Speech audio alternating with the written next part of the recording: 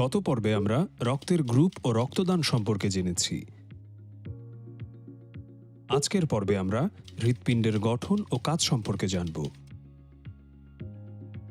তোমরা কি জানো আমাদের হৃৎপিণ্ডের হৃৎস্পন্দন মায়ের গর্ভে 6 সপ্তাহ থেকে শুরু হয় এবং মৃত্যুর আগ পর্যন্ত অনবরত চলতে থাকে। আমাদের শরীরের যাবতীয় সকল জৈবিক কাজ সম্পন্ন করার জন্য প্রতিটি কোষে রক্তের সরবরাহ করা অত্যন্ত জরুরি, আর এই গুরুত্বপূর্ণ কাজটি হৃৎপিণ্ডের স্পন্দনের মাধ্যমে হয়ে থাকে। হৃৎপিণ্ডের রক্তের সরবরাহ পদ্ধতি জানার আগে এর গঠন সম্পর্কে জানা যাক। হৃৎপিণ্ড বক্ষ গহ্বরের বাম দিকে 2 ফুসফুসের মাঝখানে অবস্থিত একটি ত্রিকোণাকার ফাঁপা অঙ্গ। এটি হৃৎপেশী নামক